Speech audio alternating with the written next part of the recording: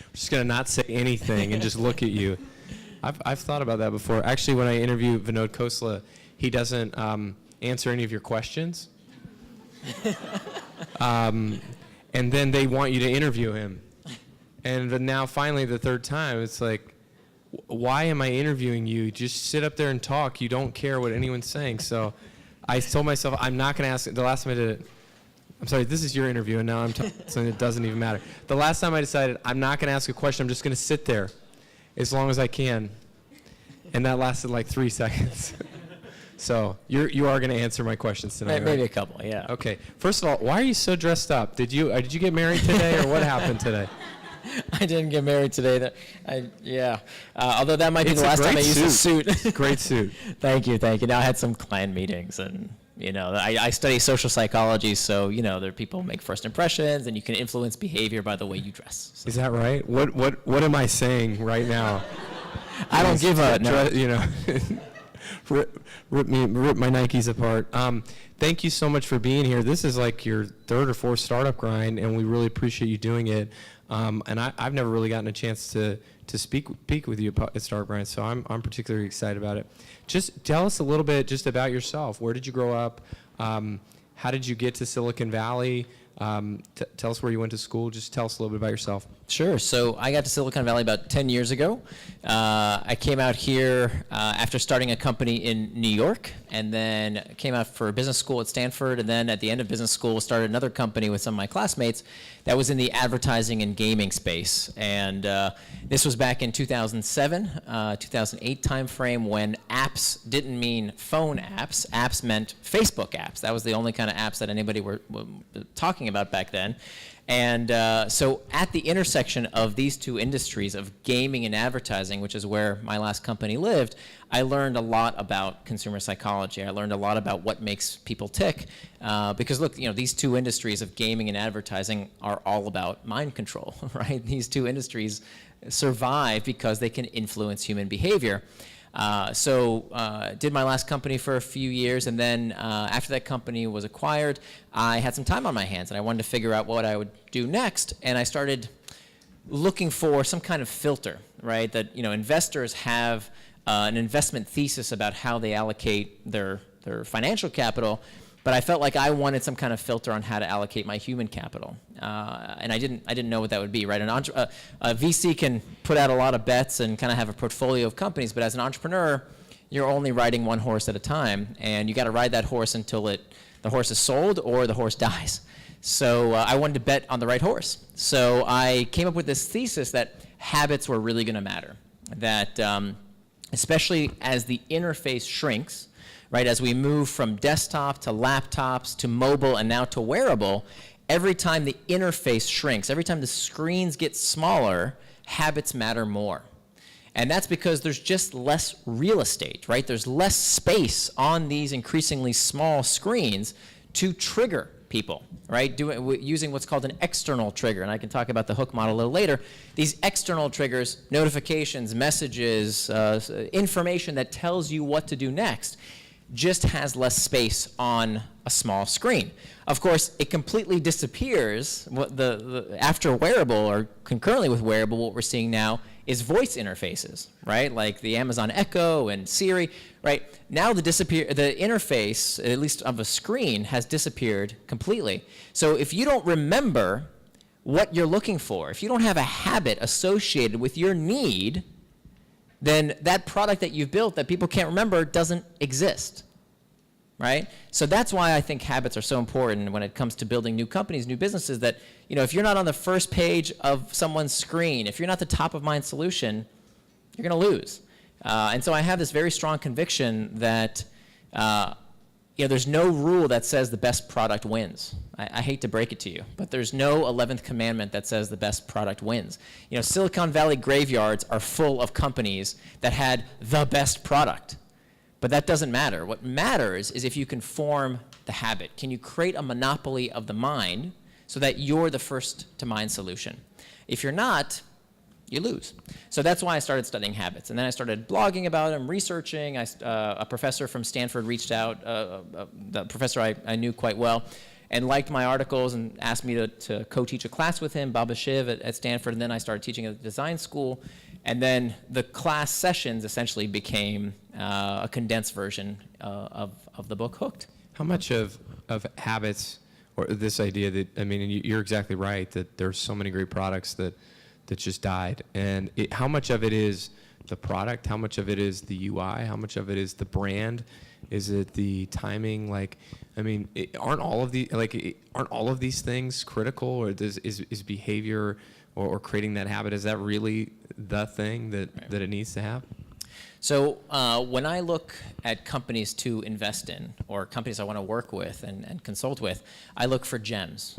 I wrote it up there earlier. GEMS, G-E-M. So GEMS stands for growth, engagement, and monetization. So these are the three pillars. These are the three things that every product needs. Now, of course, products sit in the confine of a company. There's lots of things that a company has to have, right? The right team, the right financing, all that stuff. But we're just talking about the product. The product, to survive within the company, needs growth, needs engagement, and needs monetization. Each is necessary, but not sufficient. So what I was seeing back after my last company was acquired, so this was around 2012, growth hacking was like all anybody was talking about. And to still some extent, it takes up a lot of the oxygen in the room. The problem is I saw so many companies that nailed growth, but didn't have engagement. And growth without engagement is meaningless, right? That's a leaky bucket. There's lots of companies that figured out some viral channel that opened up for a few weeks, got crazy numbers in terms of their growth, raised capital, and then, of course, as soon as that money hits the bank, the users leave because they couldn't figure out how to keep people engaged. The best thing you can do to grow month over month is to keep your existing users engaged. But I didn't see a manual. I didn't see a how-to guide for how do you keep people engaged? How do you build habits? So that's the book I wrote. You have really good acronyms and just names in general. Is this like, do you spend a lot of time on that, or do they just come to you? Like, I'm just curious. OMFG, I don't know.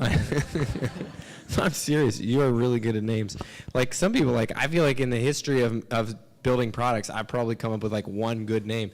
But I think you have like a baker's dozen acronyms that are just like, I can't get them out of my head now after you've said them. And do you see that as a gift, or is that, do you have a consulting agency, marketing agency that you use to drive this from? Where did this come from?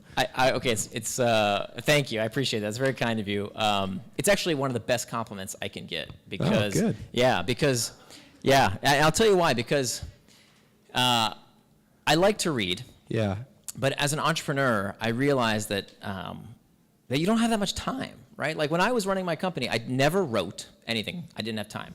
I hardly read anything because I didn't have time. So what I wanted to do was to give entrepreneurs something practical that they could understand, but also share and communicate.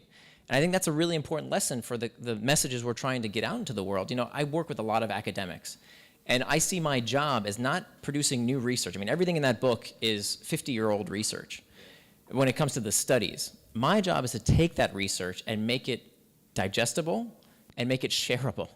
And the way to do that, and this is another cognitive hack, is to make things that people can carry with them. And it has to be simple. It has to be something that is easily understood and easily conveyed. In terms of the type of entrepreneur that you are, I wonder if you could just talk to us a little bit about this. You're really a unique entrepreneur. First of all, you have built products, you've built companies, and now you kind of have built this whole platform really around the things that you've written about and the ideas that you've put together, and also this kind of personal brand, which is just really, I'm not just saying these things, like, it really has amazed me what you've done in the last few years with your personal brand. And I started reading your stuff on TechCrunch, and I remember it, and there are posts that I remember and that we talked about in the office. And, you know, and these things just came, and then the book came, and then there's talks that I've seen, and there's blog posts that I've seen since. Do you like, is it a different path, like this thought leadership path, or kind of like putting ideas together and trying to spread those ideas versus necessarily like building a product? Or do you look at the book as a product? Like, how do you see the difference in that? I really love this interview so far. I don't know how you feel, but it's great for my ego. I really can you just come with me everywhere I go? It's going to change here in a minute, but yeah. Okay. I'll let you in a secret. I don't have a clue what I'm doing. I mean, I'm very serious. I think some authors write because they have the answers to something, like academics, right? They do a study. They work, have some knowledge, and then write up that knowledge.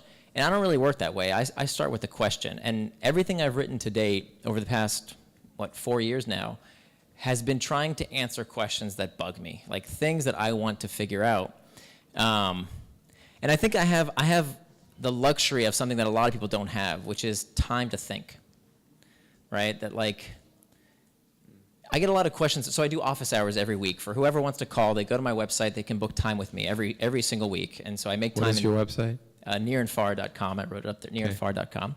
So if you have a question, maybe you read the book, maybe something didn't make sense, you can call me up and we'll chat for free for 15-minute increments. And it amazes me how many questions, if people just had the time to sit and think about, they could actually answer for themselves. But I think we've come to a time where, I don't know if it's because so many answers are easily accessed, and so we don't want to spend the time to do that, or maybe we're just too frantic. And as an entrepreneur, I didn't have much time to think either. But that's my secret sauce, is I just sit in a cafe for hours and hours on end, and I think about stuff, and then I write about the stuff that's interesting. There's really no strategy other than that. Well, I think, too, this idea of, building this brand, which you, as a founder, you don't have time to do, right? You have to focus on the product. You have to build your team. Well, all these things that everybody talks about. But as I have looked back on some of the most important moments or things that have propelled me forward, it was blogging, or it was doing a specific interview that people saw, or it was writing something thoughtful that was authentic and honest. And you have 36,000 followers on Twitter, and that's a powerful voice, and that's something you've been building for a long time. And I just if I'm an entrepreneur listening to this or watching this or sitting here, I would just love to get your advice of, if you're starting from today and you're trying to build a product and build a company, how would you go about building your brand? Would you waste your time on blogging? Would you be doing a podcast? Would you be what would you do to build your personal brand so that people start to know who you are? That's a great question. Thank you. Yeah, that's a really. I'm not sure. I don't know if it's necessary. I don't. Entrepreneurs have so much to do, and there's so much advice coming at them from every direction. Yeah. And frankly, I don't know if building your personal brand comes above your product's brand, right? I'm not sure I would make that trade-off. I know I didn't. But don't they ride together? I mean, Arrington's brand was TechCrunch, and I mean, he was a blogger, so that's maybe not a good brand, good example. But look at Buffer. I think Den's was Foursquare, right? Or Daniel Ek is Spotify, and Brian Chesky was Airbnb. Those guys weren't blogging or building. They built huge companies, and that was way more beneficial than building a personal brand. I think it has to be authentic. The more I think about it, I think two things will happen. One, people will see that your motivation is to build your personal brand. I think people can smell authenticity or the lack thereof a mile away. Whereas if you write about authentic challenges, authentic struggles that you're going through, that's, I think, what people resonate with. Or honestly, questions that you don't know the answer to, and yet here's what I figured out. Hey, everybody, look at what I learned. That's, to be honest, that ethos is why I love the Bay Area so much. And I speak all over the place, so it's not a ding on other locations. I just think we have something very special here in the Bay Area. I think it comes from our engineer culture that, a lot of places have a zero-sum culture. For example, I lived in New York, where the dominant industry in New York is finance. And finance has this mentality, or tends to have a mentality, if I won on the deal, you lost, right? So it's zero-sum, whereas that's not our ethos in Silicon Valley. Silicon Valley is you gain currency, in a way, by showing people what you did, right? And I really love that about the Bay Area. So to me, if there's something authentic that you can share with other people and they benefit from, that's welcome, that's appreciated. The Valley will give you a big bear hug. If it's promotional to build a brand, I don't know. I wouldn't Yeah, advise and it. I people- would focus on your and product. people can smell authenticity really quickly, right? I can read a post. I've read so many posts. I can read it and in 5 seconds know, does this person get it or not? And this happened a lot with Startup Grind, where people who got it say, oh, Startup Grind, I love that name. Versus people who weren't entrepreneurs, they would say, do you know that name is really, it's very negative. And I'm like, I had a sponsor one time say, could you change the name? It's kind of, it has a sexual connotation.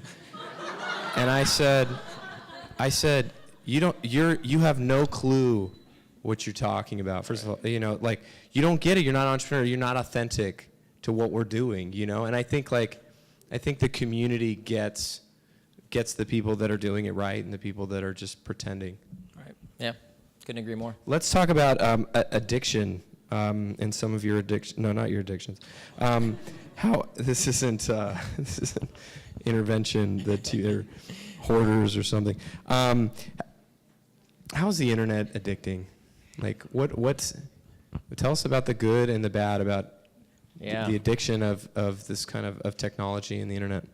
So this is an interesting question that I've been struggling a lot with, and frankly, I don't have the answers to. Since I wrote the book, I don't know if I've gotten criticism, but I guess I get a question or skepticism around like, hey, aren't you teaching people how to make the bomb here? Aren't you teaching companies how to addict us all? And my response is that, well, first of all, there was a very conscious choice that I made not to call the book How to Build Addictive Products. The book is called How to Build Habit-Forming Products, because habits and addictions are not the same thing. A habit, we can have good habits or bad habits. All habits are an impulse to do a behavior with little or no conscious thought. It's about half of what you do every single day. It's purely done out of habit. And of course, habits serve us. We need habits because our brain can't consciously comprehend all the things we have to do every day, so about half of it is on autopilot. Habits are not the same as addiction. Even though we have bad habits sometimes, addictions are different. Addictions are persistent compulsive dependencies on a behavior or substance that hurt the user, okay? That's the definition of an addiction. And of course, we would never want to create an addiction. We would never want to create a product that knowingly addicts the user, because that would mean harming the user. But then, of course, the pushback is, well, the companies that I profile in my book, Facebook and Twitter and Instagram and WhatsApp and Slack and Snapchat, we all know people, maybe some of these people are ourselves, that use this stuff too much. So what about that, right? And what about the ethics of building a product that, frankly, a lot of people are angry at? I mean, I see probably every other day somebody will forward me an article that says how to cure your Facebook addiction and why Google is turning our brains into mush, and you name it. There are people who really object to it, and so I'm still sorting this out. Like, I'm still trying to figure out what's the ethical line. And I don't know if I have all the answers, because I think the big question I'm struggling with now is, when is a product addictive versus when does a person have a propensity towards addiction? So we know that a certain proportion of the population has a predilection for addiction. They meet this psychographic profile for someone who will get addicted. And people get addicted to all sorts of things, right? You've watched the show Intervention, so people will get addicted to eating tape or huffing glue. Or I've watched many seasons of Hoarders. Right. So yeah, hoarding. So there's some products that clearly, okay, it's not the product's fault, right? If you sniff glue and you're addicted to it, that's not really the glue maker's fault, right? Right? We all agree on that. But what about if you're addicted to Facebook? Is that Facebook's fault? I mean, I will tell you the product is manufactured to be engaging. Fact, right? Instagram, Kevin Systrom was a symbolic systems major, which is a major at Stanford that's half computer science, half psychology. They know what they're doing, people, right? They know what makes you tick and what makes you click better than you do. Fact. And they have whole teams that are there to keep you engaged using many of the techniques. They are quoting those engagement metrics as like huge badges of honor, right? Exactly. They're raising money off of that. They're hiring team members off of that. And to a lot of people, I think the gut reaction is like, well, that's really bad. On the other hand, is that a problem or is that progress, right? Because would we want it any other way? Like, would we want products that don't engage us? Would we want shitty things that we don't want to use? So part of my quest, my mission, and like why I love talking about this subject is because I don't think the real problem is that some products are too engaging. I think the real problem is that far too much software is not engaging at all, right? So like my first goal in writing this book is that as someone who has built product, I know how hard it is to build something that people want to use. And so I see so many entrepreneurs that are building products that could genuinely help people, that could really improve people's lives, that can build healthy habits, but for lack of good design, people aren't using. And that's super frustrating, right? Many of us have felt that, right? That you've built something great, but damn it, people aren't using it. Why not? That's what I hope to help with. So the real problem is that not that a few products, the companies that make these products suck us in, it's that far too many products suck, right? That's the real problem. Okay, so that's part of it. But then we still have this ethical overhang of, yeah, but my cousin is on YouTube all day and won't stop Snapchatting, and I hear this a lot. So I'm still struggling with the ethical implications of that. Tell me about, the science behind the behavior or how it's changed.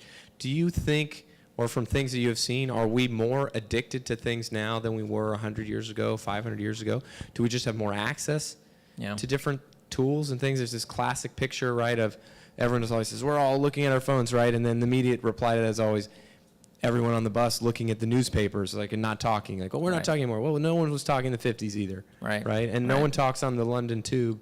They're all reading whatever, the tabloids or whatever. Right. So, have we changed? Or do we just have more access to stuff? So we have absolutely changed. There's no doubt about that. There's a lot of research that shows that the brain changes with any kind of learning. The brain changes through this process of automaticity. Neuroplasticity. What we don't know is, do we change for the worse? That's what we don't know. Not does the brain change. The brain changes when you learn how to play the piano or play tennis or learn a new language. The brain is constantly changing. Anytime the brain is learning, the brain is changing. What we don't know is this good or bad? My answer to that is that, the problem that these problems are solving that these products are solving are age old. So I talk a lot about internal triggers. That the first step that you have to take if you're building a habit-forming product is to identify the customer's internal trigger, to understand what's the itch, what's the pain point, what's the psychological need that occurs frequently enough in the user's life that you're going to attach your product to.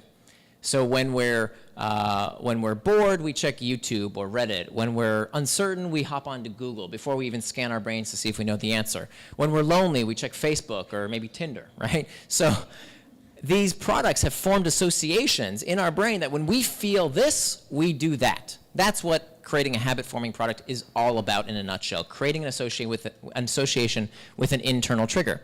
Now, I'm never going to advocate creating an internal trigger, right? We don't want to form an internal trigger. We want to attach to an internal trigger. These painful emotions, these negative valence states, these internal triggers have been around forever, right? As long as our species has been alive, we have been bored and lonely, indecisive, fatigued, uncertain. These are age-old problems.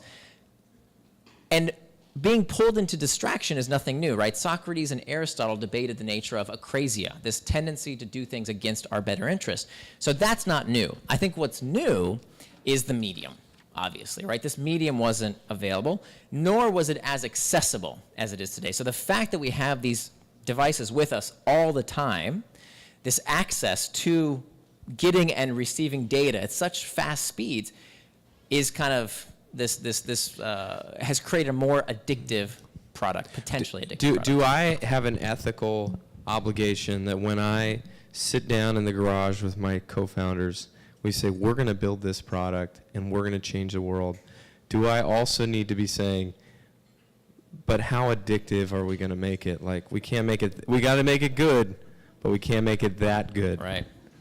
I think there's a few lenses you can look at this question from. So the lens I put in the book, there's a chapter in the book called The Morality of Manipulation.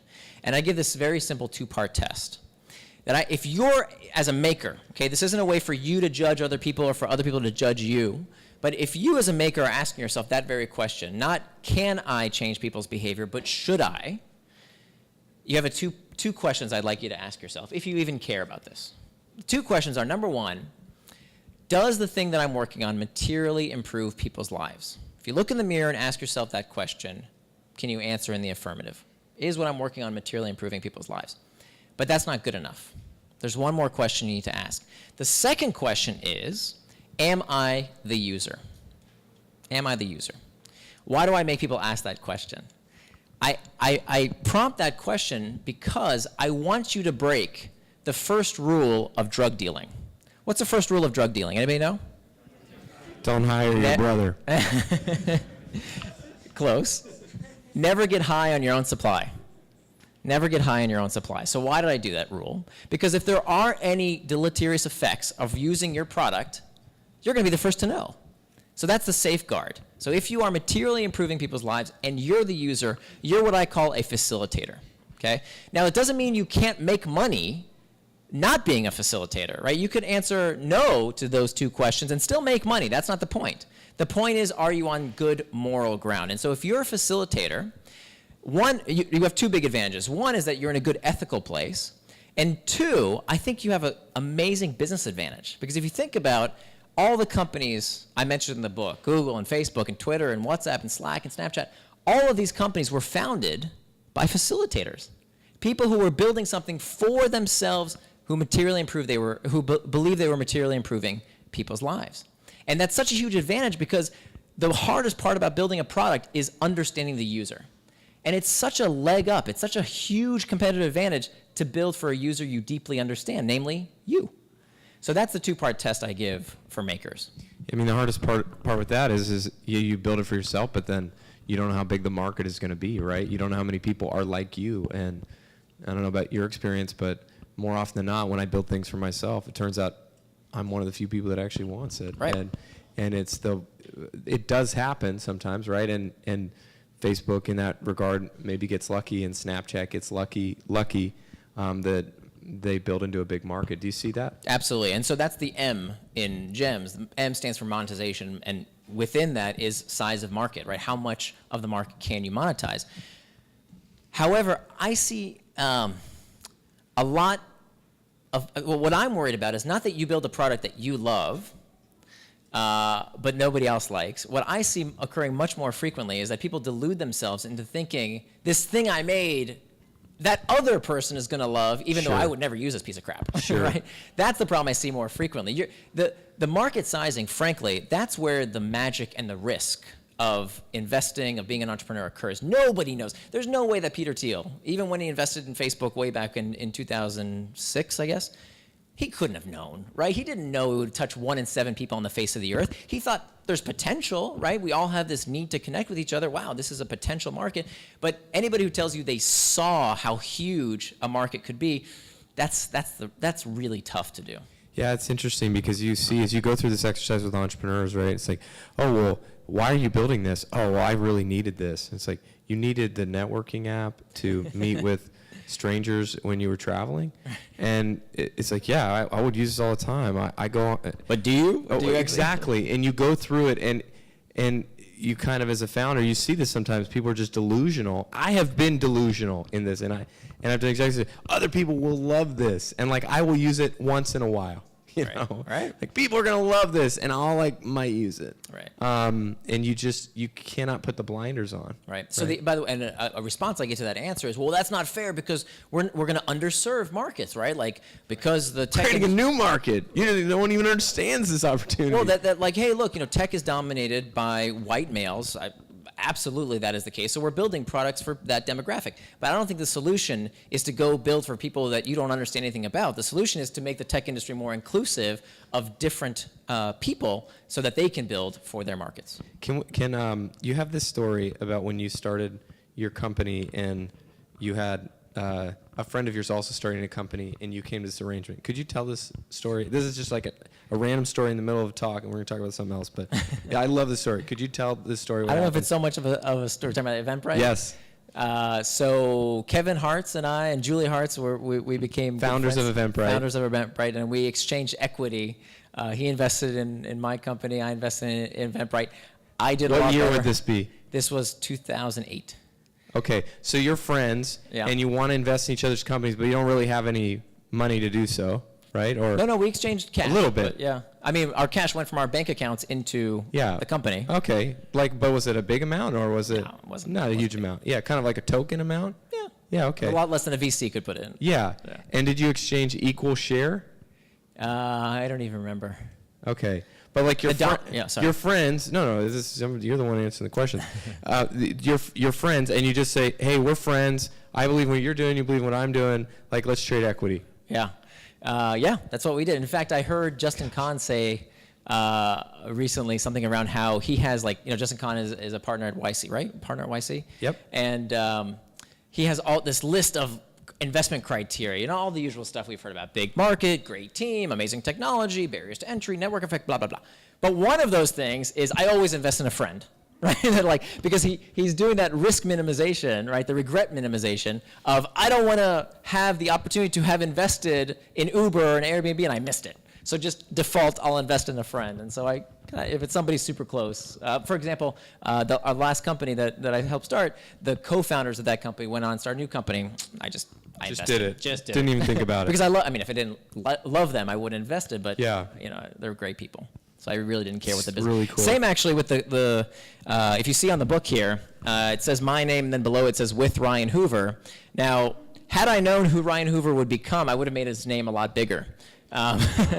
So I knew Ryan Hoover back before he was Ryan Hoover, when he was working as a PM at some company, and somebody actually forwarded me a blog post that Ryan had written that said 13 people I want to meet in 2013. This was December or November of 2012. So 13 people I want to meet in 2013. And it was like Kevin Rose and Steve Blank and Eric Rees, and I was on the list. So I actually just wrote him back. I was like, hey, let's have lunch. If you're not going to hurt me, yeah. Let's check you off the list. Yeah, it's or kind check of me off the list, I should say. And so we got together. We had a burger in Palo Alto. And he just said, look, I've been reading your stuff on TechCrunch. I really like it. How can I help? Like, what can I do to be involved? And I don't employ anyone. It's just me writing. But I said, look, a lot of my people, when they attend my classes and workshops, they want some kind of book. Maybe you can help me with that. Can you take my articles and help me kind of, put them together into some kind of PDF? Well, that PDF became, 250-page book once all my blog posts had been laid out and filled in. But then after we finished, right after I originally self-published the book, and after that was done, kind of didn't have anything else to do, and Ryan said, hey, look, I looked at the Hook model, and I had this idea for a business. It's called Product Hunt. What do you think? And immediately, same story. I invested right away, especially because he used, the Hook model. Nobody knows the Hook model. Yeah. Had to put a little fuel on that fire, right? Right. Yeah. I had to have some good case Try and studies. get some case studies out of it. Right, exactly. Yeah. So I mean, nobody knows the Hook model second to me better than Ryan. Who knows Product Hunt? Raise your hand. Wow. Yes, good. That's good market penetration. Very habit-forming product. I've never seen Ryan's name on the book. I just have never even noticed it. But that's really cool. That's a cool story. So you own shares in Eventbrite. Yep, I invested Amazing. twice. Okay, actually. I love it. Tell us, we're going to take questions from the audience here in just a second. But what is great UX? Tell us what great UX means. So great UX is all about facilitating what the user wants to do, right? So I talk a lot about the difference between persuasion and coercion, all right? That when it comes to persuasion is all about helping people do things they want to do. So that's really great UX. Great UX facilitates, is persuading, because it helps you do the thing you want to do, as opposed to coercion is when a product gets you to do things you don't want to do. That's to be avoided, especially when it comes to these potentially addictive products. Does the form factor of the technology, does it just completely change that experience, and how does it change? I mean, talking about automobiles, talking about other form factors. Tell us a little bit about your thoughts on that. Yeah, so of course, the user never exists on your screen alone. The user exists in a world with other people and other distractions. And I see a lot of companies not taking that into account, particularly one industry that's particularly troublesome is education, right? Online education has a terrible retention problem. That people will sign up for a course with the best intentions of taking that course, and they don't take the course. And part of it is I think that these products have taken the interface that existed before online education, namely a sage on a stage, right? Somebody standing up and lecturing, and just put it over in the form of a video, but that lacks engagement, right? Because in the context of where the user is in their life, they've got their iPhone there that has Twitter and Facebook, and they're getting email, and they're distracted at the same time. So without looking at the entire experience, a lot of times people will miss these things that are pulling people away from the experience they want them to be engaged with.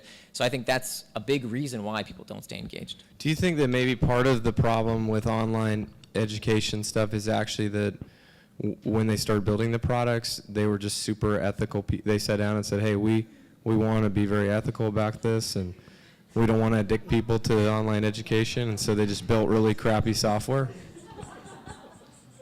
You know, the irony is, could that get in the next book? It was worse than that. It was worse than that because most online education companies, I don't mean to offend anybody. Yeah, Udemy, Udacity, nobody in particular. Nobody else is going to watch.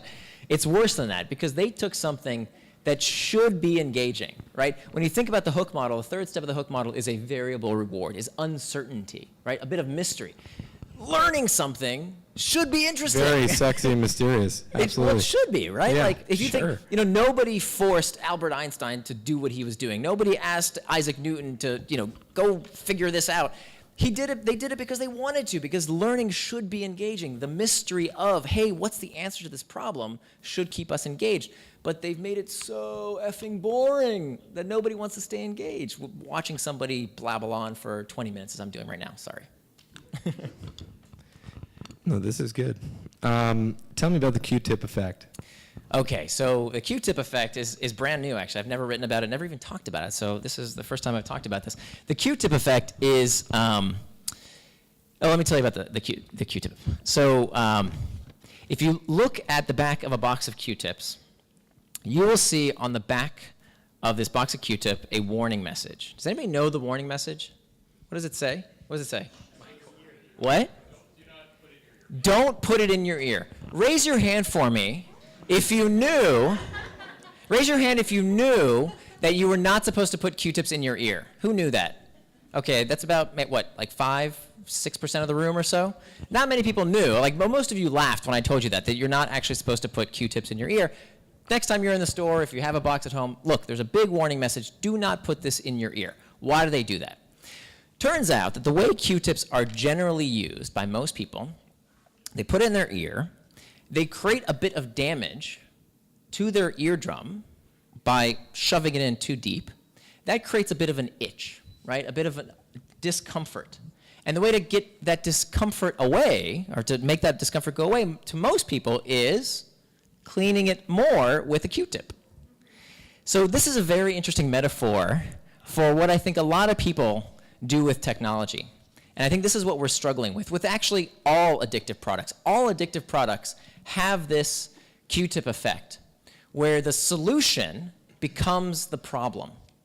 Where by using the product, you're making more of an itch that you seek to satiate by using more of the product, right? So I watch so much TV. I watch TV because I'm bored and lonely, but because I watch so much TV, I'm bored and lonely, so I watch more TV. I eat because I feel miserable about the way I look, and the more I eat, the worse I look, so the more miserable I feel, to which I satisfy myself with eating more.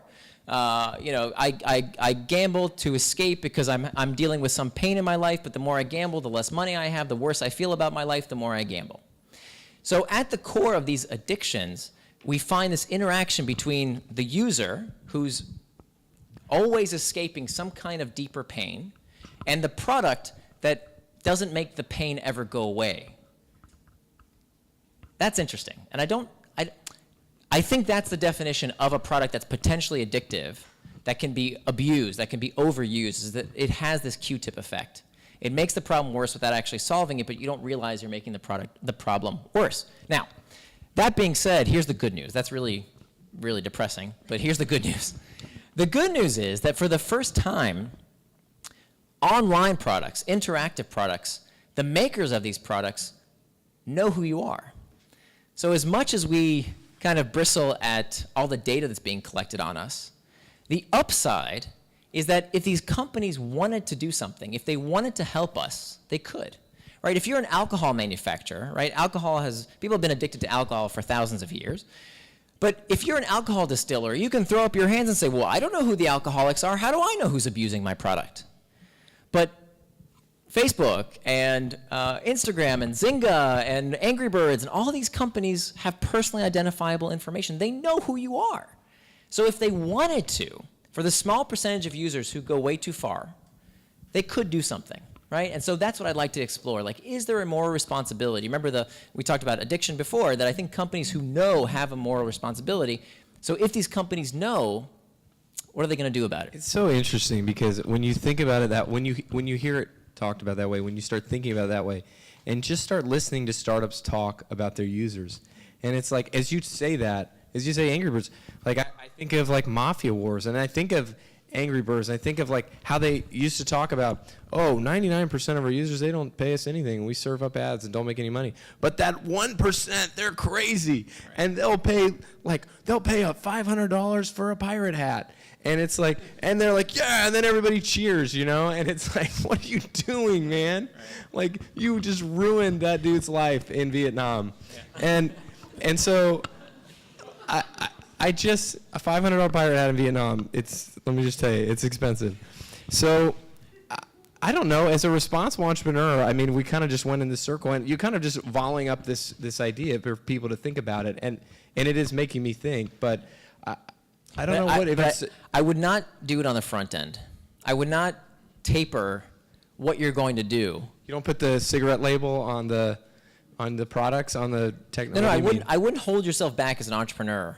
Yeah, like, sure. The vast majority, let's put this in perspective, right? The vast majority of entrepreneurs are not awake at night worrying, are people going to use my product too much? Right? The vast majority of entrepreneurs out there are hoping anybody will give a shit about their product.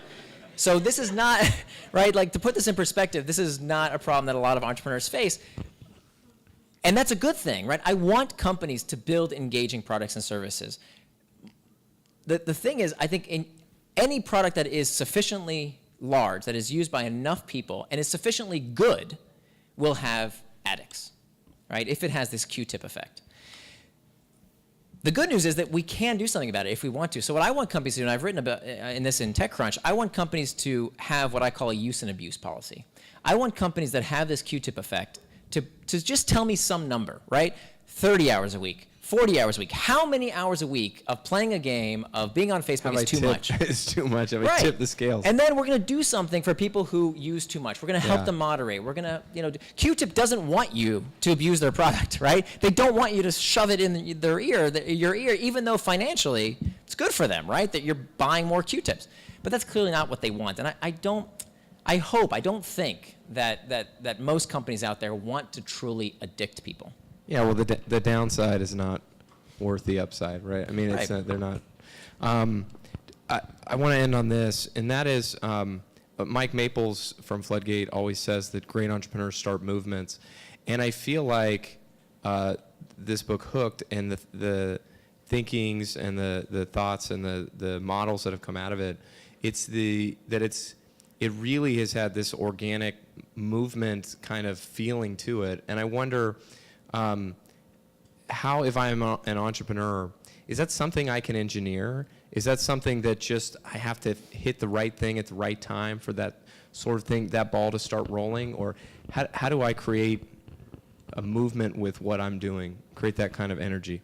I think you're probably better at answering that than I am. I mean, I'm just a guy who wrote a blog and a book. I don't think, like when I compare people who have say it like that, it doesn't sound. No, I mean, I think what you've done with Startup Grind, and I think what Eric Ries has done with the Lean Startup Movement, those are movements, right? People come to these events, right? Like, yeah, exactly. Give them a round of applause. That's my mom.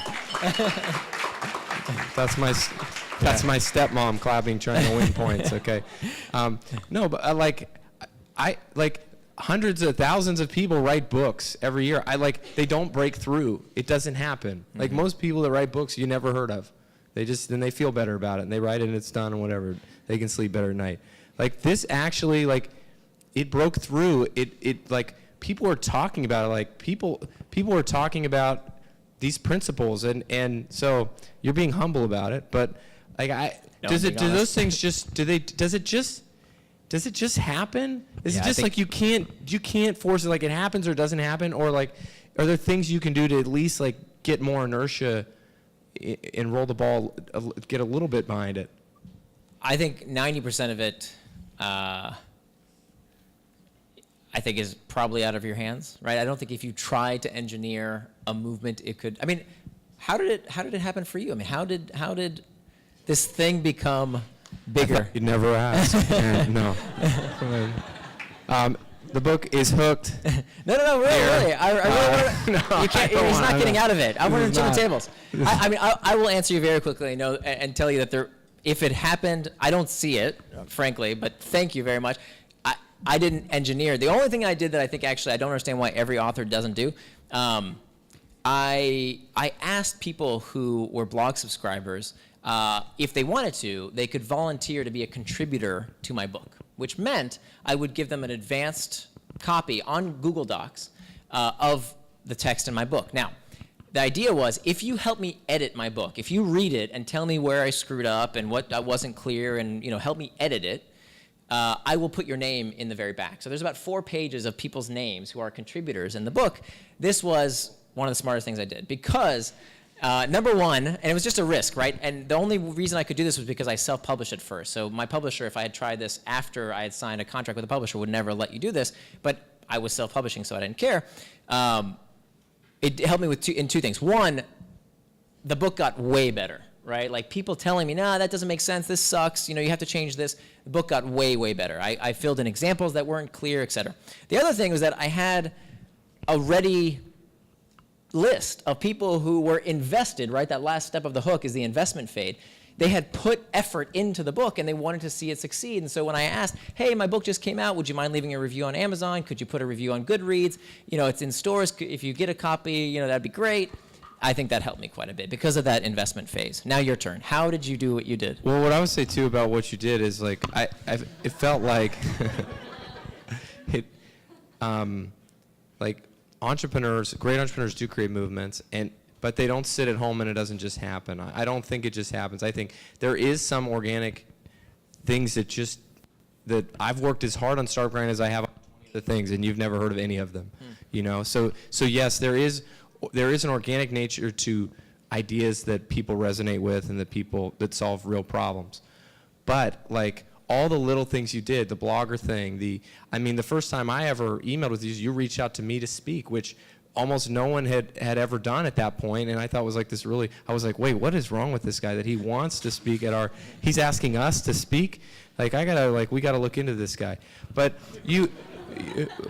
we've now had hundreds of people do it, thousands of people. You were like one of the first. But, like, you did all of these little things that they all added up, and you were a great marketer. You were your own best cheerleader, and then the ideas started to resonate. So you couldn't force that. You couldn't force people liking it, but you could force getting it in front of their face, hustling like crazy, like saying thank you to a lot of people, asking for a lot of favors, getting Ryan Hoover to do whatever he did to get his name on the front of the book. Like, you could do all of these things, and it all adds up to something, and then you say, okay, let's see. And then some other power takes over, and it just, and I think that has happened. But I think when you build for yourself, back to that matrix, those 2 rules, when you build for yourself, you really can't lose, right? Like, let's make this clear. Building a company, starting a startup because you want to get rich is dumb. Like, you just can't do math if you think that's going to work out, because the odds are horrible to get rich off of a startup. That should not be the primary motivation. The primary motivation for building a movement, a startup, whatever, is because you have to do it, because there's something inside you that won't let you go to sleep at night unless you do this thing. So if you built it for yourself, as I did with my writing, frankly, I don't know how many people visit my blog. I have no clue. I don't go to Google Analytics. I don't track these metrics.